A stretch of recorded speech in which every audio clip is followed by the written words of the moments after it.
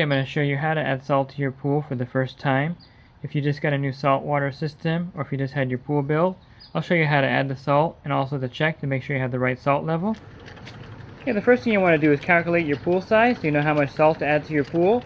You don't want to add too much salt. If you add too much salt, you have to drain some water out to reduce the salt level. So calculating how many gallons or liters of water in the pool is not an exact science. There's really no way to know exactly how much water is in the pool, even if you measure the perimeter and the depth of the pool, the shallow and deep end correctly. That's why I always recommend adding less salt than is recommended, and then adding more salt if needed. And most saltwater systems will typically require 3,000 parts per million of salt in the pool. Of course, you're going to need to have a saltwater generator installed at your pool for this process to work, to convert over to a saltwater pool. You can't just put salt in your pool and expect it to generate chlorine. I just want to emphasize the point that you need to have a saltwater system installed at your pool for you to convert your pool to a saltwater pool. Otherwise, you're going to just be adding salt to the water and it's not going to have any effect or create any chlorine in the pool. So you want to get a salinity reading before you add the salt. You can see that this pool here is at 0.21, so there's really no salt in the water. Okay, now you want to make sure that you turn your salt system off. We're going to leave it off until the salt level gets to 3,000 parts per million. Then I'll go ahead and turn it on.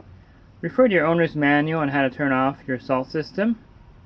Okay, the next step to get the pool ready to add the salt is to turn the pool on and let it run for 24 hours. So if you have an automated system, go ahead and put it in service mode, and then make sure you take it out of service mode after 24 hours. If you have a standard intermatic timer for your pool, you can just simply take the on-off trippers off the timer and then turn it on, and this will run the pump for 24 hours. You also want to make sure the pool water is balanced before you start the process. You can see that the pH and alkalinity are a little high. I'm going to go ahead and add some acid to bring that down. The cyanuric acid is fine at 37 parts per million. You can see that this pool also has borates in here. I'll go over that a little bit later in the video for you. And of course, you're not going to have a perfectly balanced pool when you do this process. You want to make sure that you balance your pool as best you can when you're converting your pool to a saltwater pool. And if your conditioner or cyanuric acid level is low, I like raising it up with instant pool conditioner. To me, this is the safest way to add conditioner to your pool. It's in a liquid form, so you would just pour it directly into the pool. It's also pH neutral. Okay, now we're going to calculate how much salt to add to the pool based on how many gallons of water are in the pool. You can refer to the back of the bag of salt to see how much salt you should add. Note how many parts per million that the bag indicates you're going to raise it to. This one here is 3,500 parts per million. I'm not going to raise it that high in this pool. The pool is about 14,000 gallons, so it calls for 11 bags to get it to that level. I'm going to go ahead and add about 7 bags of salt. And I highly recommend using an online calculator like thepoolcalculator.com to find out how much salt to add to the pool when you're charging your pool for the first time.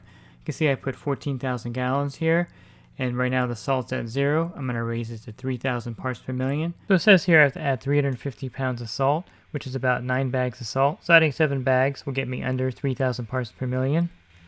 And I've used all different kinds of salt.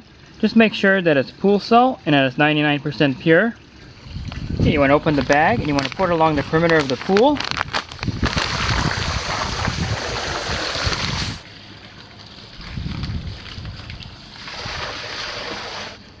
And one caution, if you just had your pool replastered or it's a brand new pool, you want to wait about 1 to 2 months before adding the salt to let the plaster cure.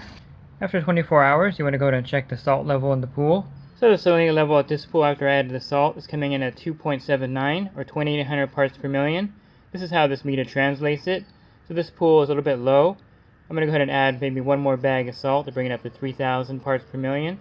Again, you don't want to add too much salt. You'd rather add too little than too much. And once the salt level is at the appropriate level for your system, go ahead and turn it on.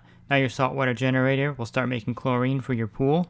And one of the things you should know about a saltwater pool is that as the saltwater generator is working, it's going to raise the pH in your pool substantially.